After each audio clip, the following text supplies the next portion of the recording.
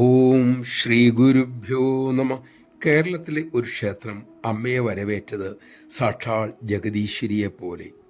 ജനസാഗരം അമ്മയെ കാണാൻ കാത്തുനിന്നു. ഗജവീരൻ അണിഞ്ഞൊരുങ്ങി അമ്മയ്ക്ക് സ്വാഗതമോദാനായി നിലകൊണ്ടു. അമ്മ വന്നു. ആനക്കരിയിലെത്തിയപ്പോൾ അമ്മ വാത്സല്യപൂർവ്വം അതിനെ നോക്കി.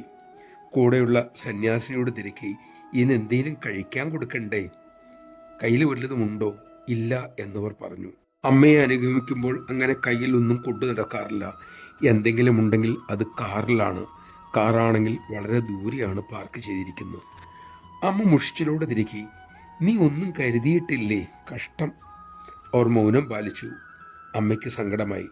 തൻ്റെ കയ്യിൽ ഒന്നുമില്ലെന്ന് തൻ്റെ ആ കുഞ്ഞിനെ നോക്കി അമ്മ ദുഃഖത്തോടെ ആംഗ്യം കാണിച്ചു. പിന്നെ സന്യാസിനെ തിരിഞ്ഞു നോക്കി. നീ ചെയ്തത് ശരിയായില്ല എന്ന മട്ടിൽ ആംഗ്യവും കാണിച്ചു.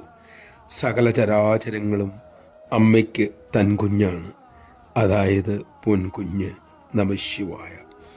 അതുകൊണ്ട് ആരെയും വെറുക്കാതിരിക്കാനും ഉപദ്രവിക്കാതിരിക്കാനും നാം പണിപ്പെട്ട് യത്നിക്കണം. കാരണം എല്ലാവരും നമ്മുടെ അമ്മയുടെ മക്കളാണ്. നാം അവരെ അകറ്റി നിർത്തിയാൽ അമ്മയ്ക്ക് നൊമ്പരമാകും. ആ നൊമ്പരം നമുക്കൊരിക്കലും ശാന്തി നൽകില്ല. ഈ അറിവ് സദാ ഓർമ്മയിൽ നിൽക്കാൻ അമ്മ തന്നെ നമ്മെ അനുഗ്രഹിക്കട്ടെ.